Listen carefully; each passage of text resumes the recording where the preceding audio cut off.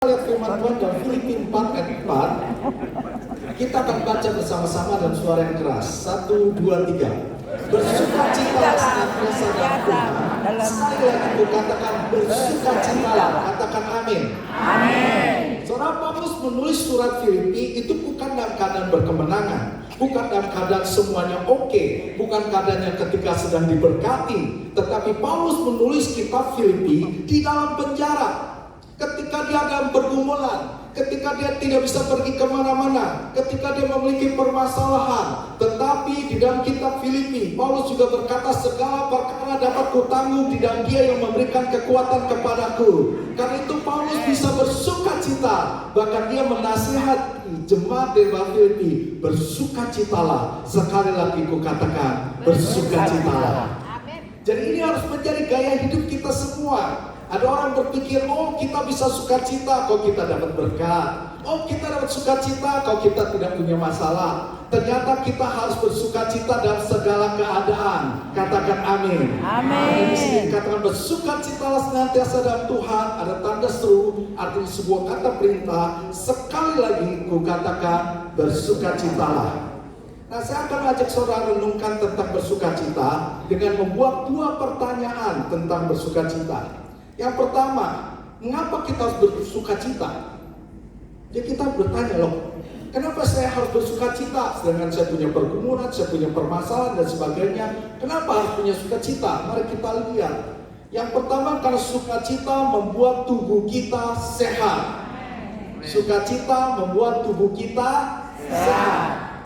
Di dalam Amsal 17 ayat 22, kita baca sama-sama. 1, 2, 3. Hati yang gembira adalah obat manjur, tetapi semangat yang patah merilangkan tulang. Katakan amin. Amin. Biasanya nih, ini biasanya orang banyak, kau udah berbicara tentang lansia, yang dipikirkan adalah orang kesepian, orang yang cemberut, orang yang sakit-sakitan, orang yang dikit-dikit capek, lalu baru kerja dikit, aduh encok datang gitu kan. Macam-macam. Jadi selalu bayangannya ke orang, wah lansia, kayaknya itu bukan orang yang bersukacita, orang yang penuh dengan pergumulan. Tapi firman Tuhan katakan hati yang gembira adalah obat, dan bukan sekedar obat, tapi obat yang manjur. Artinya obat yang manjur bisa menyembuhkan segala penyakit. Jadi seharusnya lansia di bawah BGS semuanya harus bersukacita. Karena semuanya sehat. Karena di situ dikatakan kau semangat yang patah mengeringkan tulang. Jadi daripada kita nggak punya semangat, ketemu juga mukanya kayak pepaya, udah tidak, dia tuh udah nggak oke gitu kan. Mendingan kalau kita lihat orang walaupun sudah tua, wah penuh sukacita, itu tetap ganteng, tetap cantik. Yang kedua, bersukacita akan membuat kita kuat.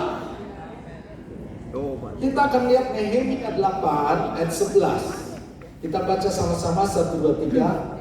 Inilah saat bersukacita untuk menikmati makanan dan minuman, dan untuk kamu membagi-bagikan sebagian dari kelebihan itu kepada orang-orang yang berkekurangan, karena sukacita Tuhan adalah kekuatanmu. Janganlah kamu murung dan bersedih hati. Ini terjemah dari firman Allah yang hidup. Jadi ayat terakhir dikatakan, karena sukacita Tuhan adalah kekuatanmu. Jadi ketika kita ada dalam pergumulan, ketika kita kayaknya sudah lemah, sepertinya kita ada sakit penyakit, kita harus ingat kekuatan daripada Tuhan didapat daripada sukacita. Katakan amin. Amin. Ketika kita bersukacita maka kita kuat. Maka firman Tuhan di bagian terakhir dikatakan, janganlah kamu murung dan bersedih hati. Coba lihat kiri kanan, ada murung nggak? Enggak.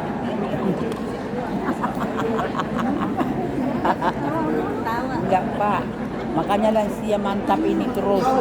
Kayak anak gadis. Makanya di Amsal 15 ayat 13 firman Tuhan berkata, hati yang gembira membuat muka berseri-seri, tetapi kepedihan hati mematahkan semangat. Jadi kalau kita bersukacita, muka kita juga berseri-seri, jadinya awet muda. Makanya perlu senantiasa bersuka cita. Dan juga Amsal 18:14 dikatakan, orang yang bersemangat dapat menanggung penderitaannya, tetapi siapa yang akan memulihkan semangat yang patah? Jadi saudara perhatikan, ketika kita bersuka cita, kita akan dapat kekuatan daripada Tuhan. Dan karena dapat kekuatan daripada Tuhan, kita menjadi semangat. Dan karena kita punya semangat, di situ dikatakan kita dapat menanggung penderitaan. Sadarlah, yang punya masalah bukan orang tua saja, yang muda-muda juga punya masalah. Kan Bapak Ibu, Oma, Opa, semuanya kan pernah muda kan? Kan dapat masalah bukan setelah tua kan? Bukan sejak saya lahir sampai saya tua ini dulu gak pernah punya masalah, sekarang baru punya masalah. Enggak kan? Waktu kita muda juga punya masalah, kita juga punya pergumulan. Tapi kalau kita semangat, kita bisa menanggung penderitaan kita. Saya melihat ada seorang bernama Jenny Wood Allen. Dia dari Dundee, Skotlandia. Nah, dia masuk berita di koran karena dia menyelesaikan lari maraton. Lari maraton itu 42 kilo. Nah, yang hebat kenapa kok bisa sampai masuk ke berita? Itu terjadi 14 April 2002. Karena dia menyelesaikan maraton itu di usia 90 tahun. Waduh. 90 tahun 145 hari. Maka dia masuk Guinness Book of Record.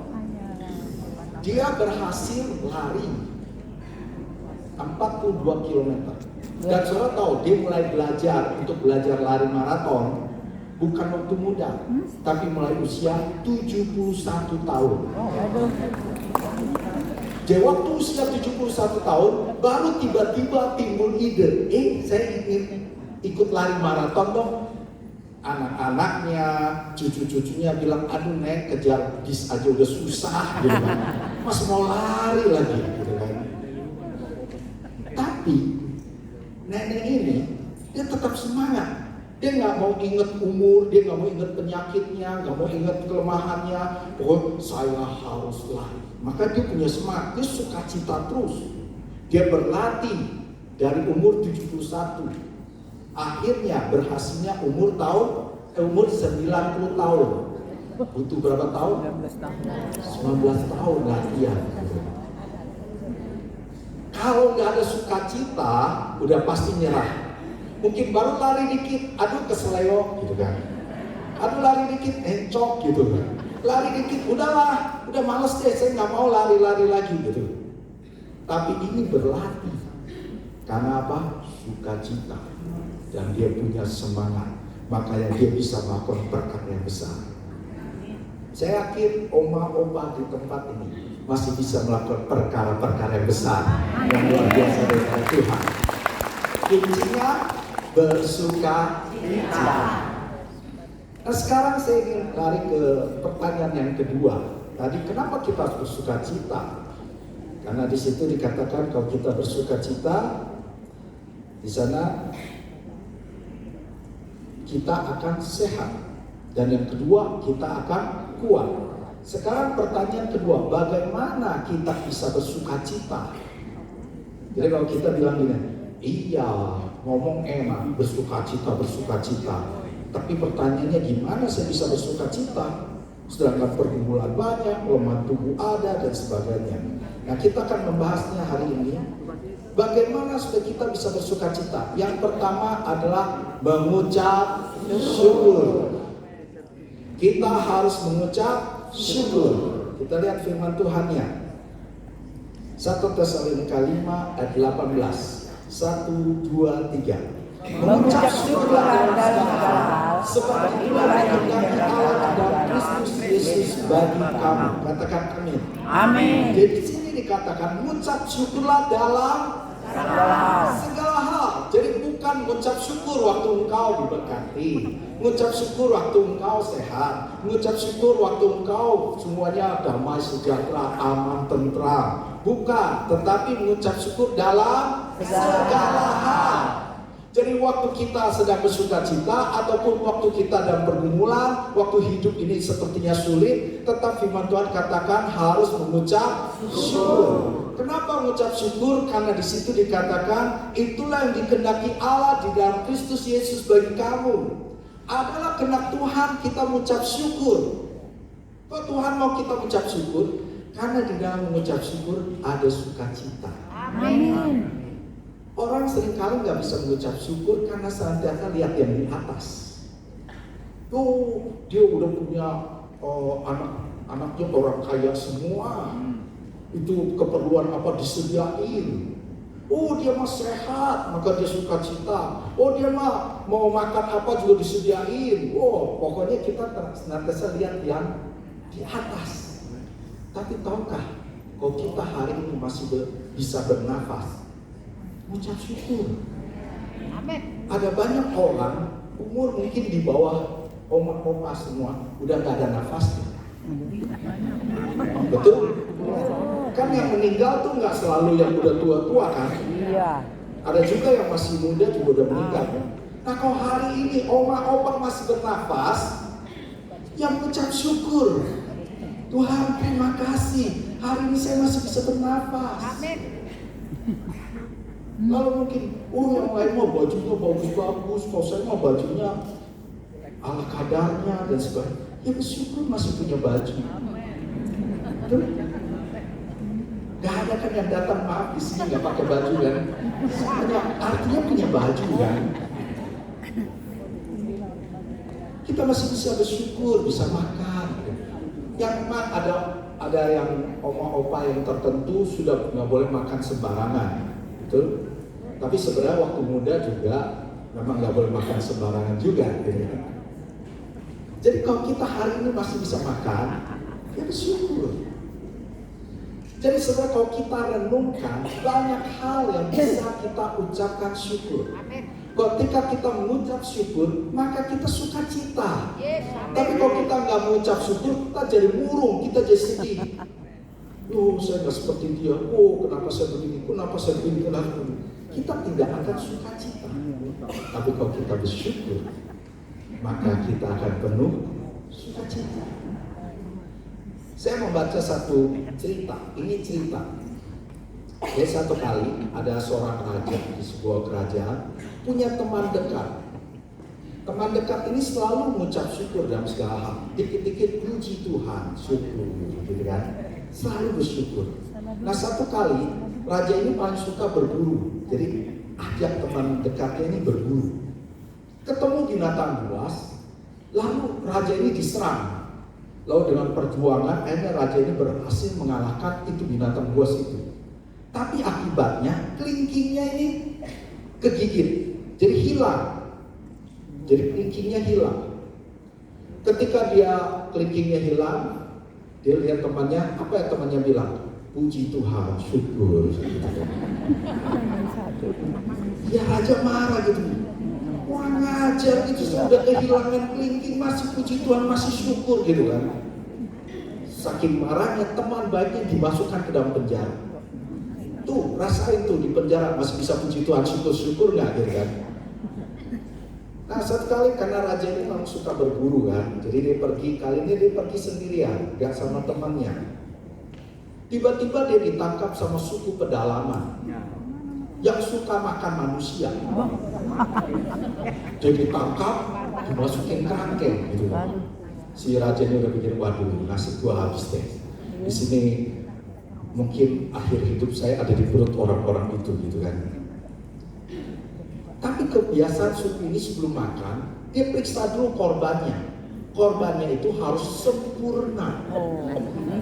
Jadi periksa, rambutnya ada, matanya bagus, telinganya bagus, kakinya bagus semua. Pas diperiksa jarinya kurang satu. Loh ini kok nggak ada kelingkingnya? Wah kalau gini nggak bisa nih. Kita nggak bisa makan yang model kayak gini. Ini cacat namanya. Kok gitu kita bebasin gitu kan. Wah dibebasin, rajanya seneng bener. Wah puji Tuhan bener. Lebih baik kehilangan kelingking daripada kehilangan nyawa gitu kan. Jadi dia sampai di istana, dia lepaskan teman baiknya. Terus, wah, puji Tuhan, benar-benar kita harus bersyukur. Walaupun saya kehilangan kelingking, saya jadi selamat gitu. Terus temannya bilang, puji Tuhan, saya ada di penjara. Rajanya bilang gini, kamu di penjara masih puji Tuhan, kenapa sih? Gitu kan. Raja bayangin, kalau raja berburu biasa sama siapa? Sama saya kan? Lalu kalau ketangkap kita berdua, raja memang gak punya kelingking. Kok saya kan sempurna, saya pasti dimakan. Maka saya bersyukur ada di dalam penjara.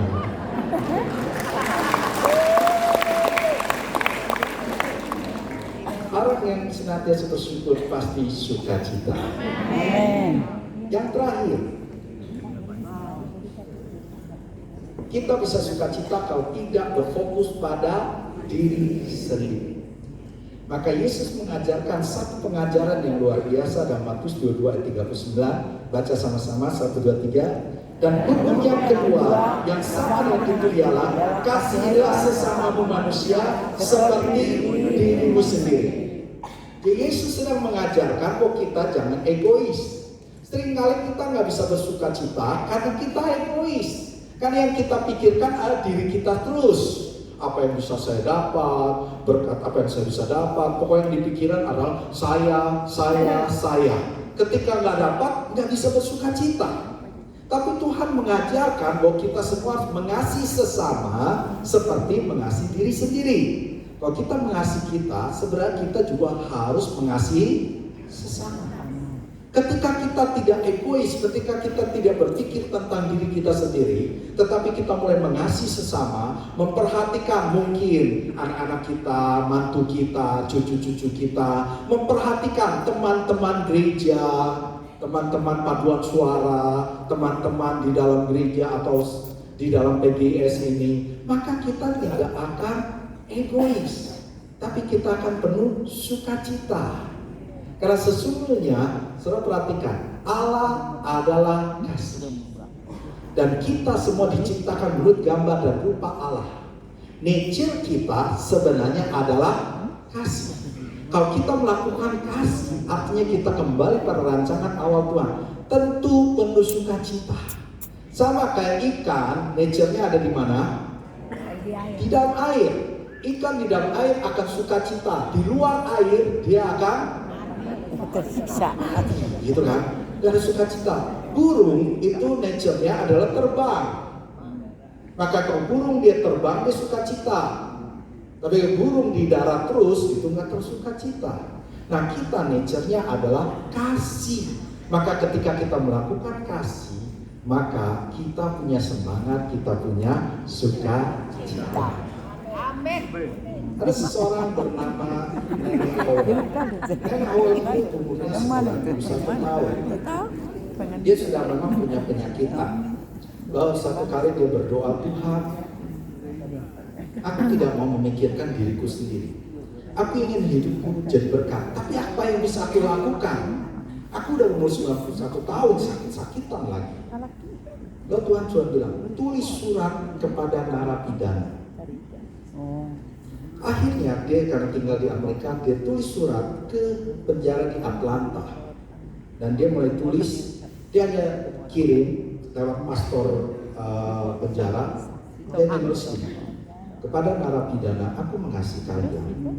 Kalau kalian ingin curhat, kalau kalian ingin komunikasi, kirimlah surat kepadaku. Aku akan membalasnya, aku akan memperhatikannya. Saudara, dari 8 orang, akhirnya belasan orang mulai kirim surat. Hanya banyak narapidana mengirim surat kepada Miss Howell ini, Nenek Howell ini. Dan disitulah dia memberikan kata-kata kekuatan, kata-kata penghiburan, sehingga para narapidana benar-benar diberkati oleh keberadaan Nyonya Howell ini. Dan saya tahu Nyonya Howell-nya jadi sukacita, lebih sehat. Karena tiap hari dia dapat surat, dia baca, ada ucapan terima kasih, ada surat yang memang minta didoakan, atau macam-macam. Tapi itu menjadi satu kegiatan buat dia, membuat dia semangat menjalani hidup. Itulah kalau kasih akan membuat kita sukacita. Dan saya mau akhiri dengan ini. Saya mau tunjukkan, nanti filmnya tolong disiapkan. Ada seorang bernama Johnny Barnes. Usianya baru 92 tahun.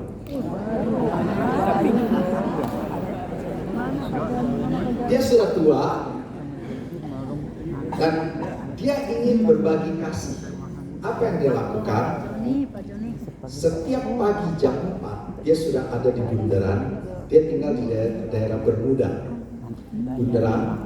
Lalu setiap orang yang lewat, dia akan bilang I love you. Dia melepaskan. Hanya begitu, dia nggak minta uang, dia nggak minta apa-apa, dia bukan pengemis. Jadi tiap hari, sehingga orang di situ pun kenal, karena semua orang lewat pun ingin ketemu dengan Johnny Barnes ini. Bahkan hanya orang menyebut dia Mr. Happy Man. Dan ada orang bahkan lewat, kok nggak ada ya si Happy Man, diputar lagi. Sekedar ingin ketemu, karena orang ketemu dengan dia pasti penuh sukacita, karena dia bilang misi saya membagikan sukacita buat semua orang. Bahkan kalau dia tidak ada, maka radio setempat ditelepon oleh beberapa warga. Kemana Pak Happy, Mr. Happy Man ini? Kok nggak ada di bundaran? Dia sampai dicari, dan seorang akhirnya dibuat satu patung juga, patung dia. Dia sekarang sudah meninggal. Nah kita lihat dulu Johnny Barnes. When I was in Bermuda, I heard about a gentleman who gets up around 5 in the morning, walks 2 miles to the center of traffic, and stands there and blows kisses to everybody driving by. This is in downtown Bermuda. The man's name is Johnny Barnes. I was fascinated and I couldn't wait to go see him. 4 pagi sampai jam 10 pagi. And there he was, Cuma memberi senyuman, big hat, his arms memberi outstretched, kebahagiaan. he radiated happiness. When I looked at him, I smiled. As we passed him, he was smiling right at us. As we went around the corner, we saw the statue that Bermuda had made for him. And the statue Sampai dijual patung Johnny Barnes does. It smiles and radiates love to everybody. I admire anybody who makes a difference in the world. But for this man to get up and do this for 15 years was amazing. I salute Johnny Barnes.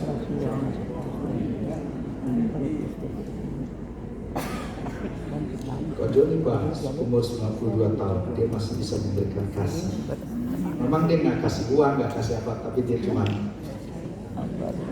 I love you, I love you, I love you. Ternyata membuat orang bahagia.